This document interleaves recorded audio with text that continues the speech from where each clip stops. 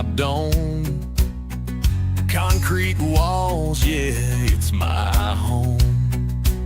Stockpile stacked with rations tight, prep for the dark, we'll light the fight.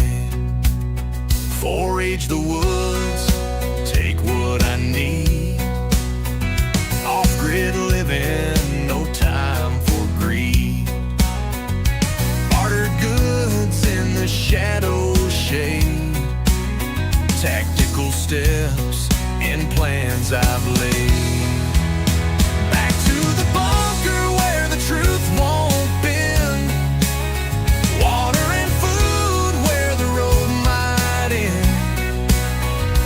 Bug out bags by the door, stand tall, prepared for the fall. Yeah, prepared for it all. Generators hum, a comforting sound. Blackout nights when chaos surrounds. Seeds in jars, yeah, we're growing life. Homestead and strong in a time of strife. No high-tech wires, no web to roam. Resilience beats the world unknown. Hands in the soil, hearts in the fight. Staying ready every day, every night. Back to the bunker where the truth won't bend. Water and food where the road might end. Bug out bags by the door, stand tall, prepare for the fall. Yeah, prepared for it all.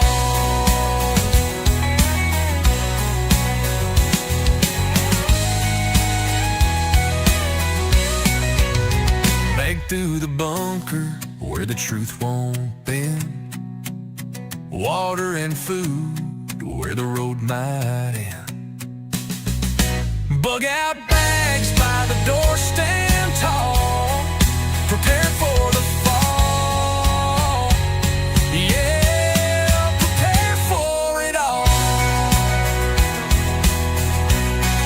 Prepare for it all.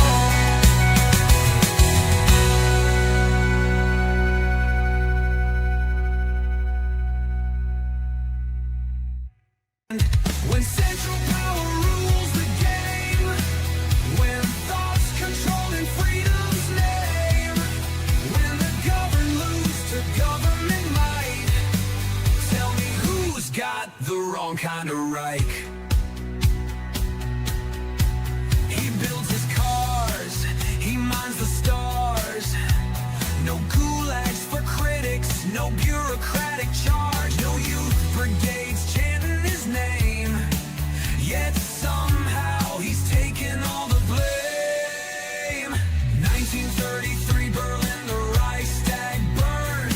Bring up race, grab control, lessons aren't learned. When thought gets silenced and merit gets banned, ain't it funny who's holding the matches in hand? When central power rules the game. Morning, everybody. Hopefully, you guys are having a great Friday. Looks like we got a lot of activity in the chat already this morning, which is super duper. Let's see here. Let's go ahead and knock this out. Uh, so last night at 10:20 p.m., you probably don't even see it in the chat right now, guys, but last night at 10:20 p.m., not a sponsor to you. Good morning. I stole H.G. Wells' time machine, and I am first for tomorrow. I mean today. Followed by his wife, Mrs. Sponsored. I traveled with him. Number two, and someone I've never seen before, Bill Cosby's nephew. You are deterred. Followed by Rose. Good morning. We got all righty then. Woke up to some thunder. We got Debbie in the chat. Let's see here. Light Raiders in the house. West Virginia Pappy. Who else is in? Who else is hiding in here? Who else is stalking me? We got Bradley Collins, Mr. Bump on the Head. Got Ian showing up. Oops is here. I better come out of top chat. Let me fix that right now. There we go. Thank you, Mr. Oops, for being you, being all that you is. Blaine Vogel showed up. Chemical Prepper, how's my lawn is in the house. Let's see here. Who else we got here? Oh, and Pilgrim is here. Hopefully, I have not missed anybody. Okay, let's see here. And JB the 25th showed up. There you go. I haven't seen you in a while, man. Hopefully everything is going well with you and yours. These getting positioned here. Such a pain in the ass. Orange creamsicle. Okay. Not sure what that's about, but it is A-OK. As usual, it is it's maybe it's FAO, maybe it's I don't give an F Friday. Whatever it is for you, whatever Friday it is for you, put that in the chat and we shall get started. I'm waiting for the dog downstairs to shut the hell up. I don't know. Can you guys hear that? Can you guys hear that noise?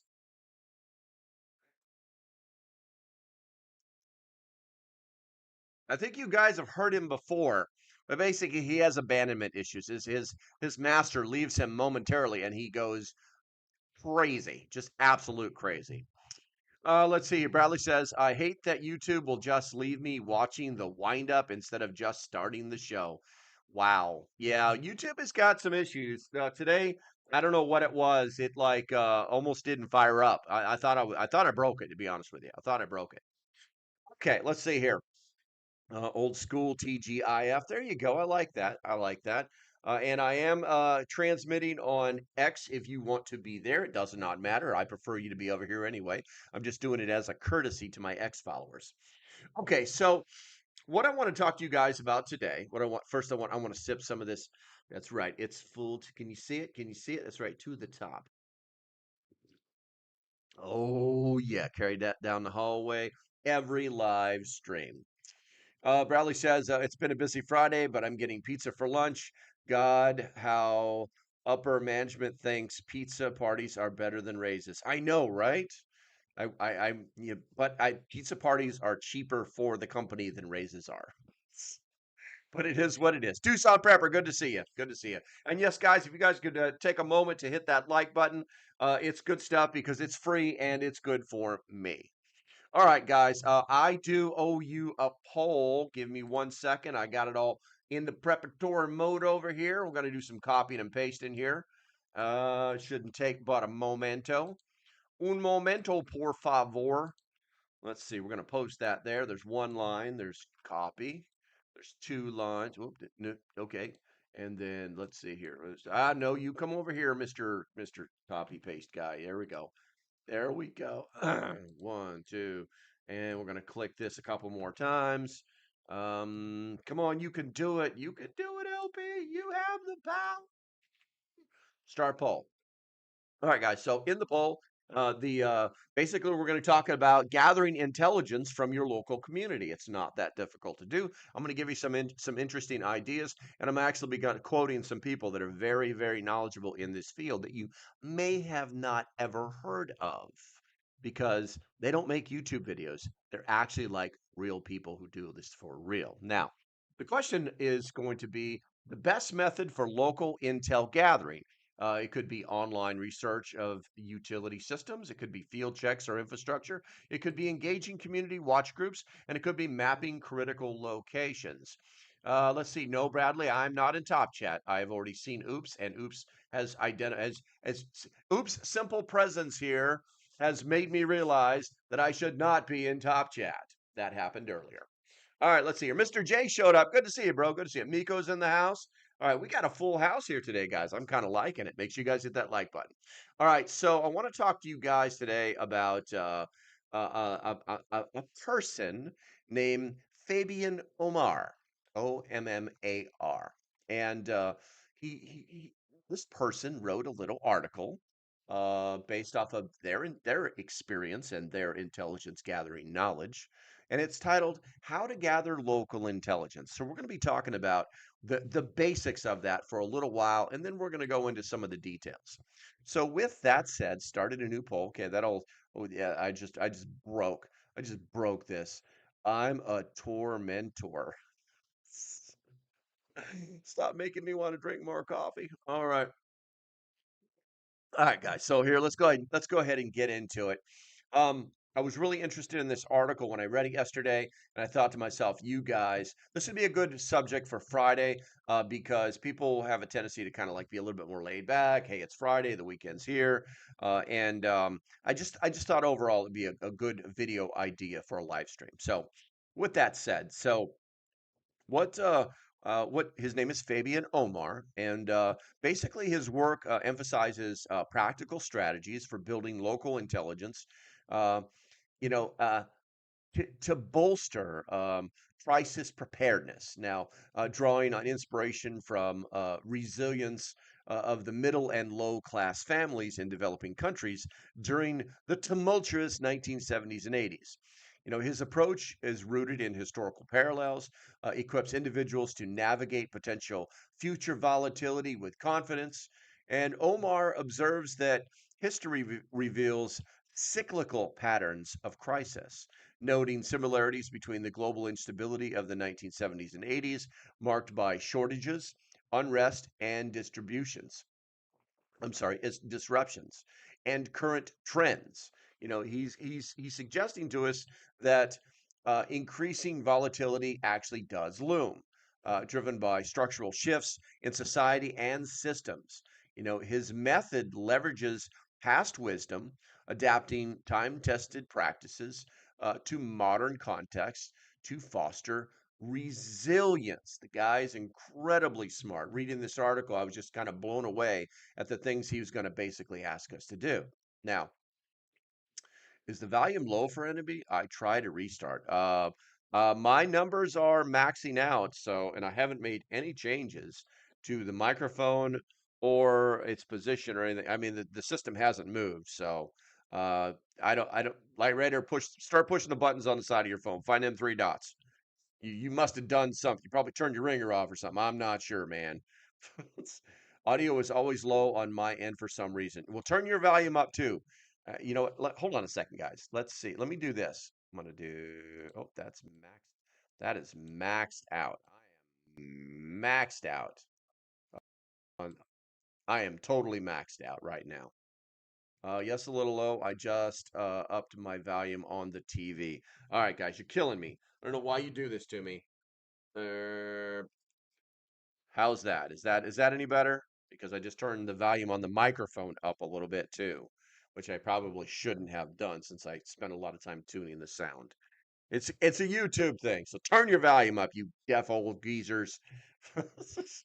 All right, so he argues that understanding local systems such as power, water, communications, and sanitation enables individuals to detect early crisis signals, allocate resources effectively, and respond adaptively. This knowledge, he he kind of is giving us reduces panic and enhances adaptability, particularly for urban dwellers reliant on complex infrastructure, kind of like how I am now. Now, Omar proposes a systematic exercise to build a local knowledge base, encouraging consistent data collection on critical systems. He advises starting with online research, supplemented by field verification, to create a comprehensive yet adaptive database tailored to individual needs and local conditions. Better and still clear. There you go. There you go. All right, so something good is happening. All right. So now he recommends researching the energy matrix of one state, city, or district, identifying sources like nuclear, hydro, or coal, and assessing vulnerabilities in substations or distribution lines. For apartment residents, he suggests examining backup generators, capacity, and their supported systems. Similarly, he advises mapping water reservoirs, treatment stations, and piping conditions to estimate supply duration during disruptions. Now, Omar also highlights infrastructure resilience, noting that aerial cables are susceptible to wind or debris, while underground systems withstand such threats, but face risks from flood or cyber attacks. He emphasizes that systems closer to generation are more robust, while local distribution is prone to outages affecting some areas more than others.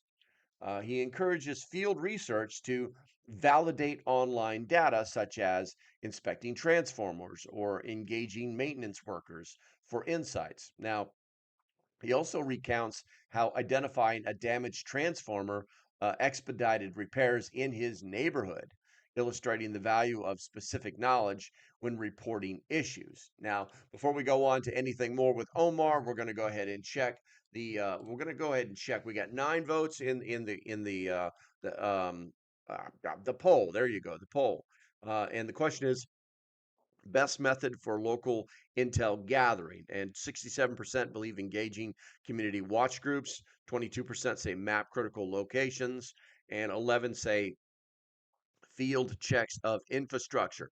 0% say online research of utility systems. Hmm.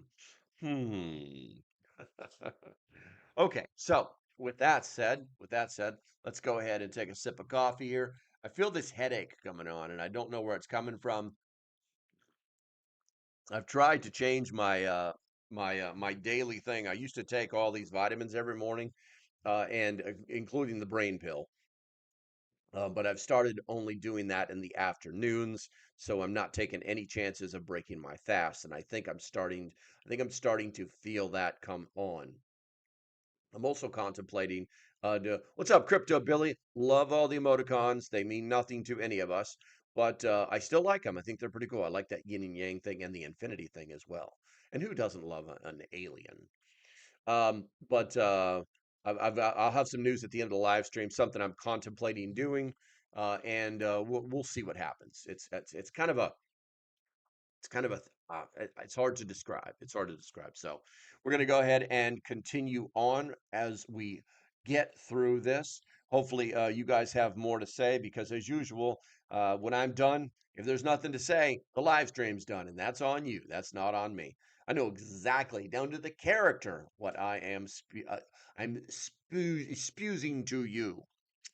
Let's see here. Oops says had dust storms out west and skies were brown in Arkansas and Tennessee yesterday. Wow. The weather is supposed to be pretty bad, basically from Tennessee up to Illinois. So be safe.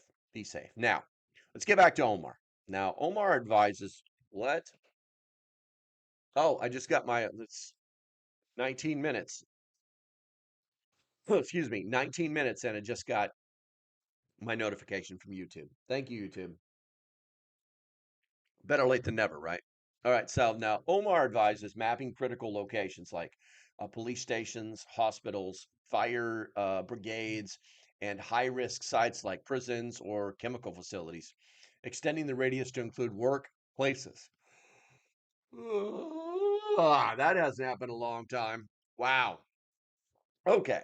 He also recommends obtaining flood maps and researching historical natural events to anticipate weather related risks.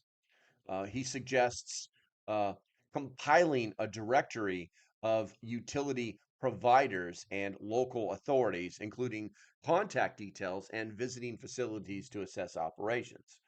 Also, building relationships with the staff, he notes, yielded viable insights on thought and fosters community connections. Now, still waiting for my YouTube notification. That dirty YouTube.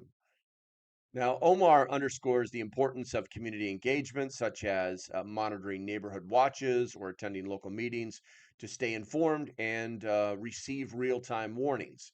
He also advocates researching the history of significant events and infrastructure changes, citing his city's deteriorating power grid since the privatization in 1999 as an example. He concludes by he concludes that gathering local intelligence is a gradual but essential process for crisis preparation. Knowledge of supply chains and systems, often overlooked until disruptions occur, empowers individuals to assess impacts and predict recovery times and secure faster support. Now, those informed about local infrastructures um, he asserts hold a distinctive advantage in navigating urban crises. So now you know who this guy is, what he's talking about, and what we're going to be getting into. As usual, I'd like to do some expanded remarks when I talk about some of the more detailed stuff. And that's what we're going to get into now. I'm going to go to the chat right now and see what we got here. Let's see here. Miko Wolf says scanner radios with frequencies programmed into it before you can listen what's going on for intel. Very true. Very true. You know, if you can, I hate to say it, but you can actually like use like I think what Miko is. Well, so he's not alluding to anything. He uses a scanner to listen to radio frequencies that are being used by certain places. There's nothing wrong or illegal about that. But you know, the fun thing too is you can actually like use that scanner to find the frequencies and then listen to it and kind of figure out who they are. Not who they are personally, but like, hey, do they work for Ma Bell? Do they work for Edison Power? You know what I'm saying? Things like that. Do they work for the local cable company? Whatever, right? Um, and then you can actually write that frequency down and pop it into your little Baofeng. Hint, hint, hint. And listen to it. Okay, so now you know. Let's see here. Oops says it was pretty serious, only about a mile visibility. Yeah, I believe it, man. Mother Nature doesn't mess around. Doesn't mess around. I became very keenly observant of weather when I was learning to be a pilot. And I honestly, I wouldn't fly in bad weather ever. Oh, you can just go above it. No, why would I want to do that? You know, I actually got caught in an updraft that took me in a Cessna 172 from 3,000 feet to 10,000 feet in a matter of seconds. Not a joke. Not a joke. And if you know anything about that and how thin the air is at about 10,000 feet, then you know that was super duper dangerous. So I had to get back down. Anyway, that's a story for another time. That's a story for another time. Looks like the chat is slowed down. I don't even know what's my chat rate right now. What's my chat rate? How badly are you guys slacking today? Chat rate is at 0.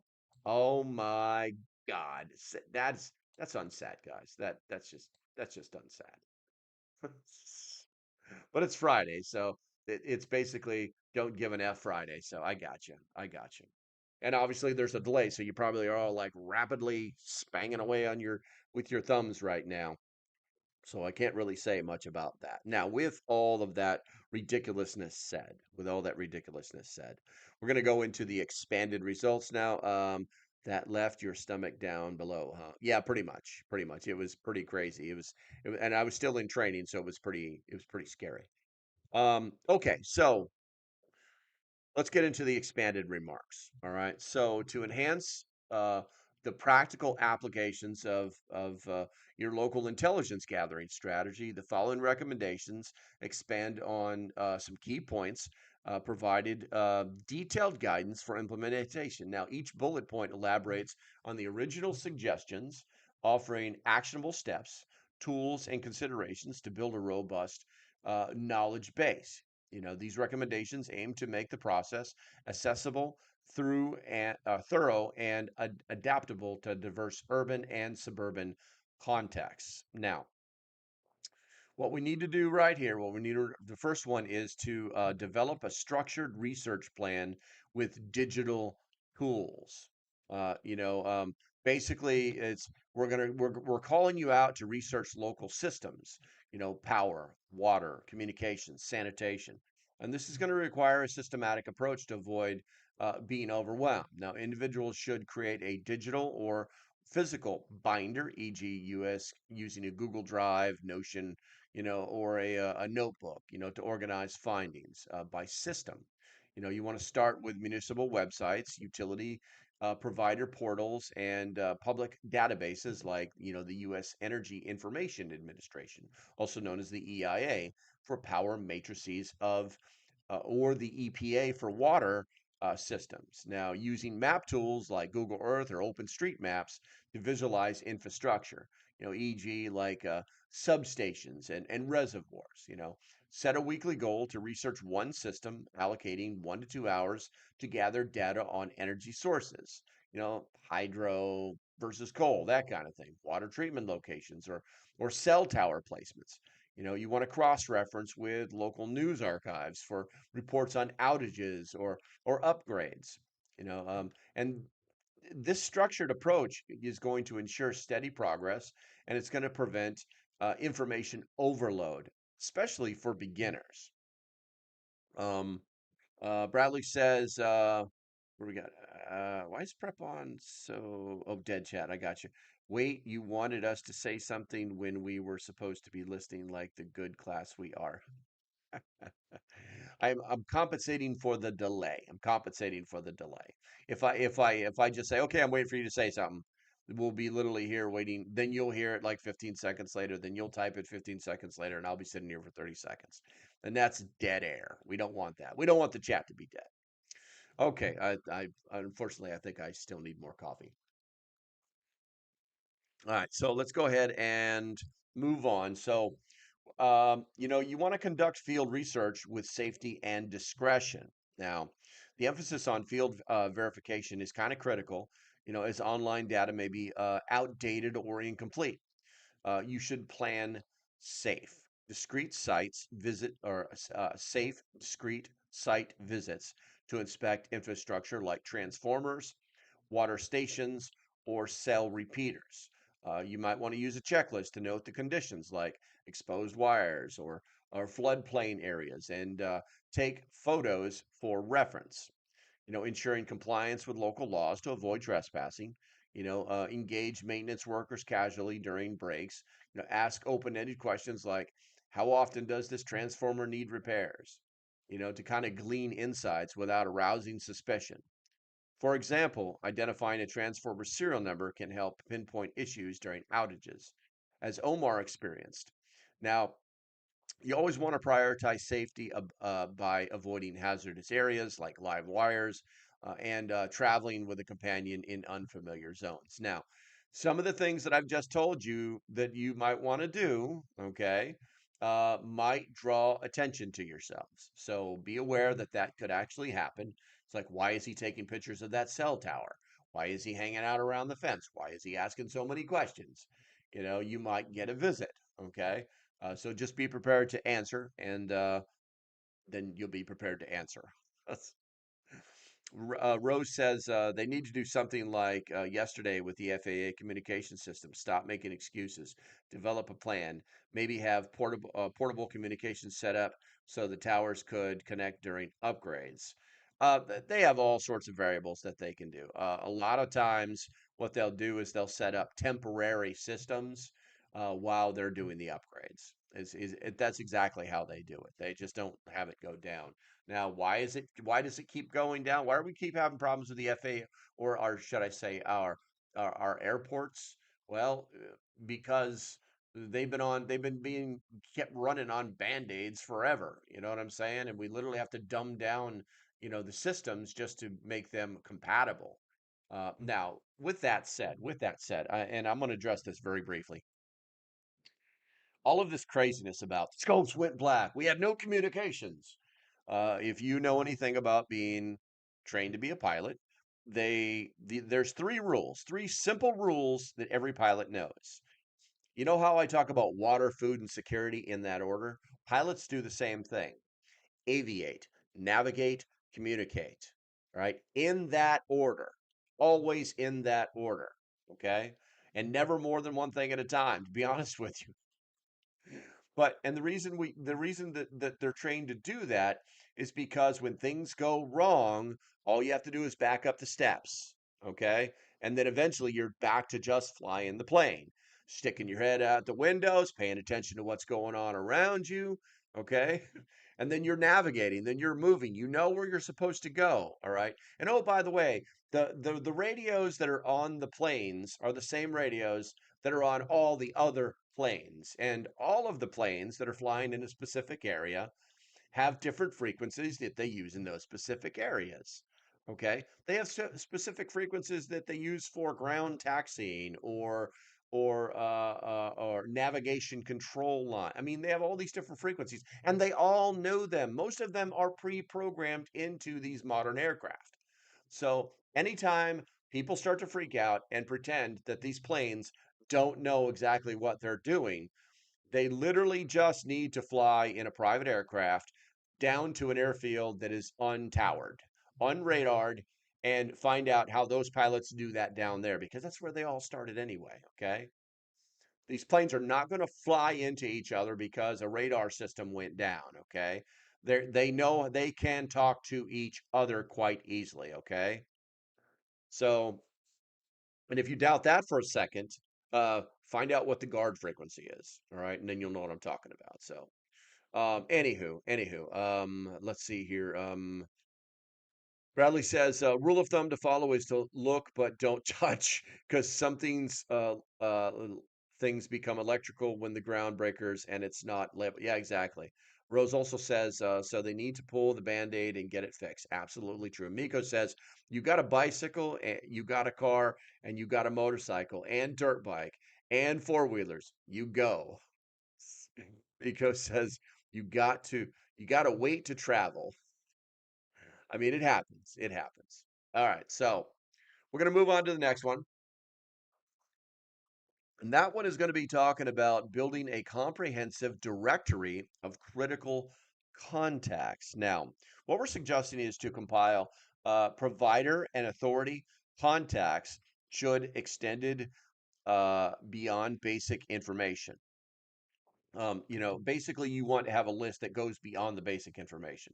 You want to create a detailed directory in a spreadsheet, including names, addresses, 24/7 hotlines, email addresses, and maybe even social media handles for utilities. Like water, power, internet, emergency services, local governments.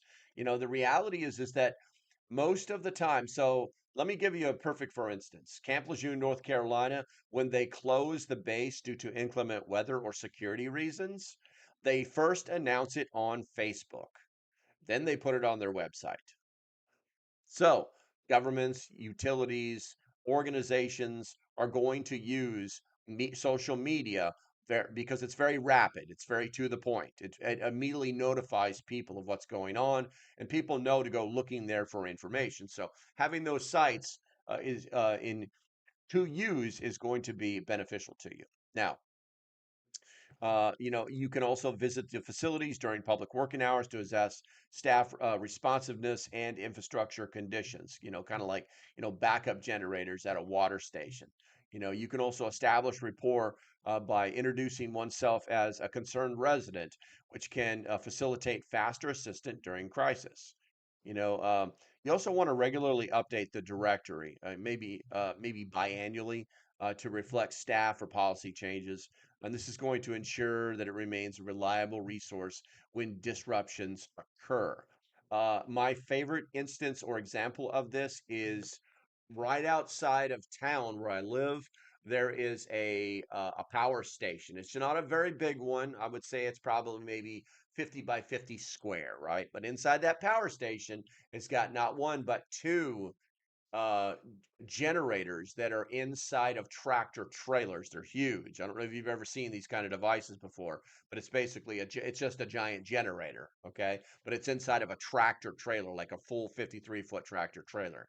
Um it's got vents on it and all sorts of stuff. And when that sucker's running and there's nobody standing there, something's wrong. And so we always knew if nobody could figure out, because we actually used to live out in that area, but no one could figure out like, hey, what's going on with the power?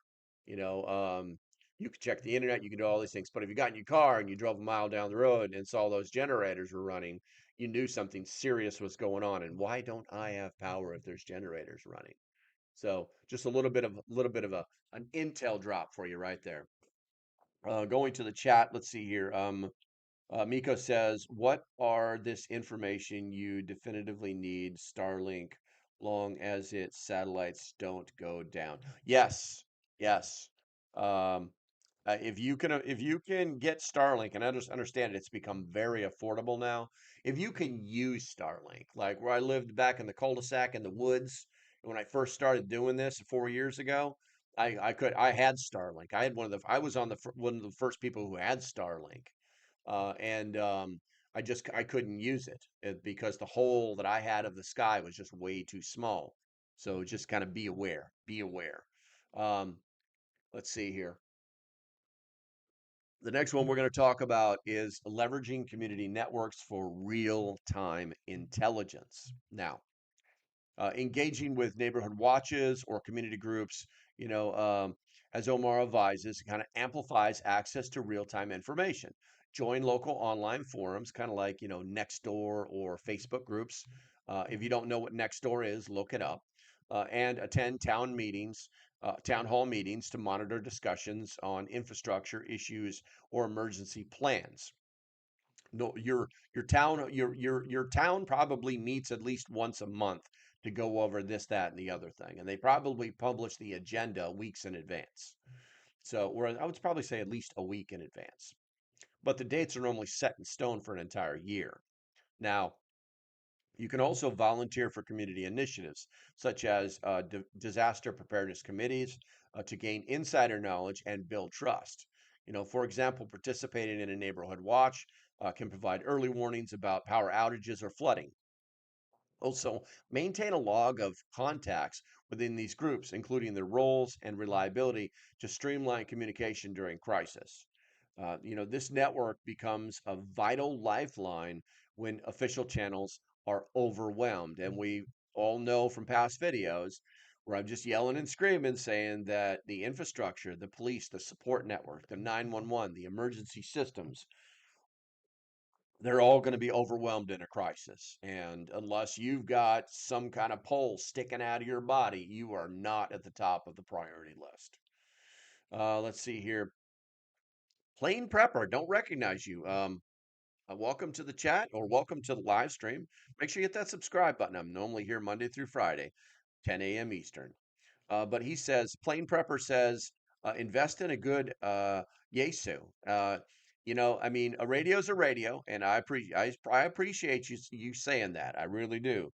But we're kind of we're kind of a group where we don't like to spend a lot of money. I think Bofangs are $25 on Amazon now. I actually heard they're down to $16 now, but also I heard some of the GMRS radios are not working properly unless you them up and program on your computer. Anywho, but Plain Prepper, welcome. Henry, good to see you, man. Local ham radio repeaters, monitor if you don't have a license. Yeah, absolutely. But also remember too that in a real emergency, that license doesn't mean squat. Okay, so I want to say it's like CFR 95, something like that. I don't quote me, but I've actually done videos on this, and I actually have a GMRS license. I'm not about to pay someone to drag me through a test and study and all this crazy stuff to go boop boop. I've did that with Satcom for years, and I don't need anybody to give me a license for that crap. I'll pay for my GMRS license and be done with it. Okay, let's see here. But Harry, welcome to the live stream. All right, so let's go ahead and look at maps and analyze environment and infrastructure risks. Now, what we're going to focus on is flood maps and historical events. It should include a broader risk assessment. Use tools like FEMA's flood map, service center, or local weather authority databases to identify flood zones. Then overlay these with infrastructure maps to pinpoint vulnerable systems, kind of like finding those low-lying substations or research past events like tornadoes or blackouts or cyber attacks, via, newspaper archives or platforms like the National Center for Environmental Information. It actually exists, the NCEI.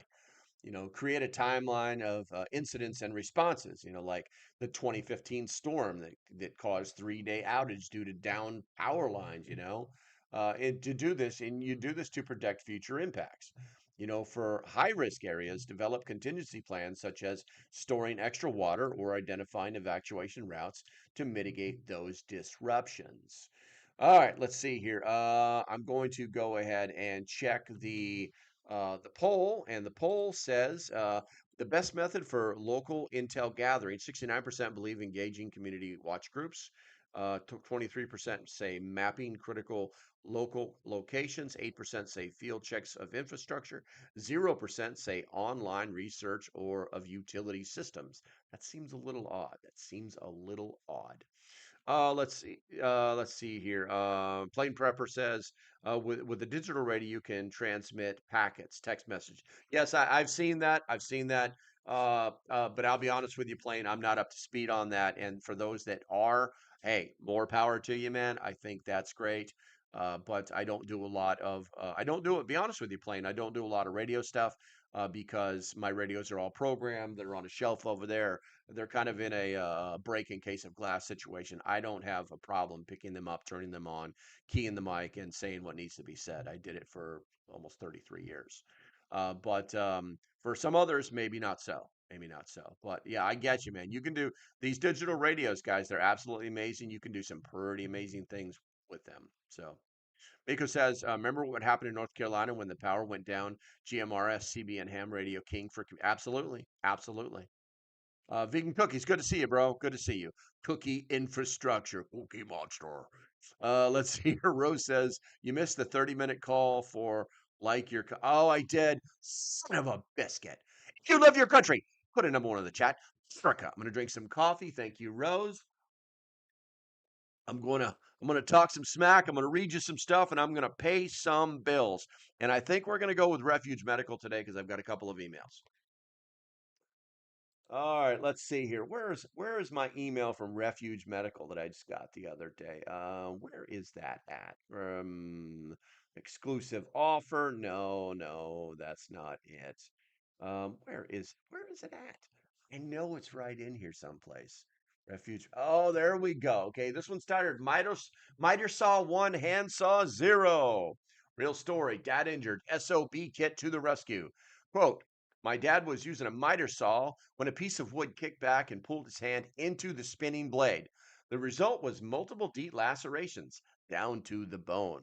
Thankfully, he had his refuge SOB, small of the back, not that other thing you might think it is, his refuge SOB kit that I'd given him. And with my mom's help, he applied the tourniquet to slow the bleeding until they could get to the ER. At the hospital, the staff were shocked to see he had a real tourniquet. They repositioned it higher on his arm and applied a second one before they could fully stop the bleeding. He ended up with 27 stitches and was kept overnight for monitoring. You know, she says, I'm incredibly grateful he had the SOB, but I also wish I'd taken time to teach him how to use it properly. His first attempt didn't fully stop the blood flow, which could have made a big difference if things were worse. This was a wake up call. Having the right gear is critical, but it's also knowing how to use it. Guys, 100% correct. 100% correct. Also, I checked last night. They still have 15 of those SOB kits, and you can get them for $30 off. Don't use my code. Use my link in the description, okay? Don't use my code, though. Use code SOB30 to save on that. Basically, it's $30 off, which is more than I get on my code. So, passing it along. I love real stories. It's the greatest, it's literally the greatest medical equipment company in the world, and it's just ran by just a handful of people doing an amazing job, an amazing job. And I think if you're going to spend any of your money, because Friday and it's payday and you got a paycheck, you want one of these SOBs, now's the time to get it. Code SOB30. Do not use my code, just use my link, so I get my 33 cents for the $500 that you spend. All right, let's see here. We're going to pop over to chat mode. Am I not sitting in the right? I am not. I've got to sit over here. Something has moved. I don't know what it is. Something has moved. All right, let's see here. We're going to go ahead and continue on. I am in the wrong. I got the wrong window open over here. There we go. We're gonna. That's the window. All right. Looks like Miko says if power goes out, it's going to be harder to get digital package communications out. Remember what happened in North Carolina. That's true. Harry says, I was a volunteer during Hurricane Helena. The cheap Bofangs were saving lives. Yes, absolutely. Absolutely were. The thing about it is that, I kind of look at Bofangs like one is none, two is one. You know what I'm saying? In an emergency, it's great that you've got this radio. It's programmed to all these different things, right? But like, you should be able to hand one off to somebody. Hey, go down there, do this, this, this. Give me a call on the radio. It's already set up. It's already turned on. Just kick. You know what I'm saying? and then when we're done, give it back to me, and then and so on and so forth. Or God forbid you break one, you know what I'm saying, or you lose it in the water or whatever, you know, you've got that other one. So also, that kind of reminds me, if you guys didn't know this, right now, Amazon has started. I don't know if it's just today. I got an email this morning. I don't know how long it's going to last. Right now, they have a lot of items that are 35% off on Amazon. Um, I've got some links, but we'll save those for the end of the live stream. I'm not here to sell you guys stuff. I just found a few things. I might go live later on today. We'll see, depending on what I can find that's on Amazon that's actually worth the money. Because I saw like there were some things that's like, okay, great, 30, you save 35% or 33% off of, like some freeze dried food that's supposed to last for 30 days, but then you look at the menu and it's like, ugh. So I don't know that I would want to do all that. Anywho, let's go ahead and talk on to the next subject. How many more of these I got left here? Just a couple more. We just have a couple more. I think we're going to make it right in time. So let's go ahead and talk about integrate technology for ongoing monitoring. So to maintain and update the knowledge base, we're going to go ahead and suggest that you leverage technology for efficiency. Maybe set up Google alerts for keywords like your city's name or a power outage or, utility provider. You can actually do like Google alerts for that. For infrastructure and to track real-time developments. Now, you can also use apps like something called Pulse Point for emergency service updates or outage map for power disruptions. Periodically review infrastructure changes, basically like new substations and stuff like that. And you can do that via city planning websites or public utility reports. And you could try and automate some reminders like every 6 months, to check for updates, ensuring the database remains current. And because this is tech driven, it's a tech driven approach, it's going to minimize manual efforts while keeping individuals informed of evolving risks. Now, with that said, we also need to educate and involve household members. Proper rules: one is none, two is one. One is none, two is one. There you go. Having trouble finding your channel. Um, aren't you're on it right now, Broseph? You're on it right now. Oh, oops. Wait a minute. Oops is having what? I don't know what's going on here. Anyway, I can't fix everything. I'm the captain. I'm driving the ship. That's my job. I can't be towing the lines. All right. So the next one is educate and involve household members. Now, this approach can be strengthened by involving family or housemates to distribute the workload and enhance preparedness. Basically, you've got to assign some tasks based on skills. Kind of like tech savvy member researches online, while another conducts field checks. And then you want to hold monthly discussions to share findings and refine the knowledge base fostering a shared understanding of local systems. You also want to train household members on using the contact directory or interpreting flood maps, maybe ensuring everyone can act during a crisis. Now, this kind of collaborative effort is going to build resilience and ensures continuity if one member is unavailable, kind of a train the trainer concept. Let's see here. So Oops is telling me what his channel is. Oops, I didn't know you had a channel, man. Hold on a second here. You got me all crazy looking for you and doing stupid stuff. Freaking oops. Where we at here? YouTube. We'll find this channel. I'm gonna find your channel so hard, man. Probably have to put an at symbol in. There it is. There we go. All right, let's see here. Subscribe and all the bells. Oops, I love your little. Is that a cow's nose or is that a horse's nose? That's a horse's nose. There we go. I got your channel, man. I got your ass. No.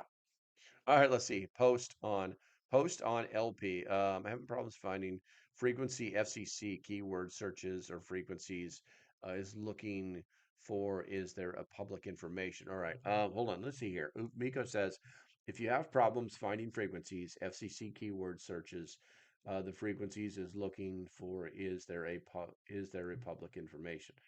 Most of it is public information. Um, there is, oh, I mean, you can literally, hold on a second here. I'm going to type in local frequency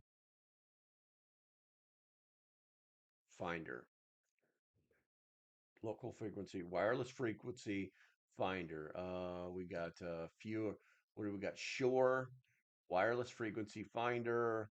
Let's see, wireless series. It's kind of technical. It's kind of technical. Yeah, that's probably not something we want to do. And it's taken away from the show. So, yeah, he mentioned it yesterday. Let's see. Fine. Where's Oops at? Boom. There we go. Here, everybody go follow Oops. He looks like he's got some interesting videos. Okay, so let's see here. So let's see here. The last thing we're going to talk about is, basically at some point you're going to need to simulate a crisis scenario in order to test your knowledge. Now, to operationalize the gathered intelligence, conduct tabletop exercises simulating disruptions like power outages or water shortages. Use the knowledge base to predict impacts. Kind of like, our district's transformer is aerial, so storms may cause outages and plan to responses like rationing water based on the deposit capacity. Test communication strategies by contacting utility providers or community groups during the simulation. These drills conduct quarterly, validate the database's accuracy, and build confidence in in navigating real crisis, aligning with the focus on practical preparedness. It is. Let's see here. I just found your channel and I like your stream. Blackbird, I appreciate you. Make sure you hit that subscribe button. I'm normally here Monday through Friday from 10 a.m. to 11 a.m. I do videos. I got to make one today, but I do live streams once or twice a day. I'm probably going to move away from the twice a day thing because it's really just it's taken a lot out of me doing two live streams in one day. And that second live stream normally happens between 3 and 4, but that's really hit or miss. Do not count on that happening. So I really do need. I've got a lot of videos that are owed to companies. I've still got to do the Burna video. I've still got to do the basically the lethal weapon system. Um, I've got to do a backpack video. I've still got to do a giveaway video. I've still got to do a giveaway video. And I honestly, I'm just so bogged down right now. I don't know what I'm going to give away. So it is what it is. It is what it is. All right, so going to the chat, and if you guys, I'm sorry, going to the poll. If you guys have not done the poll yet, it says that there are, where are we at here? It says there's 16 people in here with 18 votes. So I guess it's a slow Friday, and that's going to happen. But the poll, if you haven't voted in the poll yet, now's the time to do it. So the question is best method for local intel gathering. 56% believe engaging community watch groups. You change it. Thank you for voting. 56 people still believe engaging community watch groups. 21% say mapping critical local locations. 16% say field checks of infrastructure, and 5% say online research of utility systems. Yeah, nothing like being with friends. There you go. So you guys all know Blackbird, huh? That's cool. But yeah, if you guys have not voted, please do that now because we're about to be done. Unless you guys have something to talk about. Miko says radio scanner app on your smartphone. You can listen to frequencies, the local area, and around the country. It's a good thing to have. I actually have. Where's my damn board at? I used to have a board when everything was twisted around that actually has my GMRS frequencies. It has all the local frequencies like printed out and like with everything on them. If they had a tone, everything or tones, offsets, all that stuff. I probably need to find that. I probably need to find that, but it is what it is.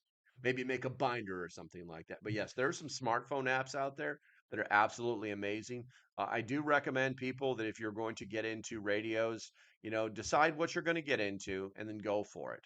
But also do the research too, because a lot of people buy these devices and they never really learn about them.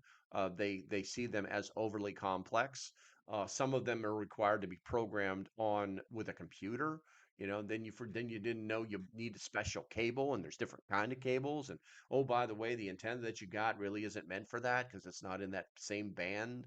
There's a lot of variables. There's a lot of variables. So look for help on that if you don't understand, but do the research because it's not overly difficult. It just takes time.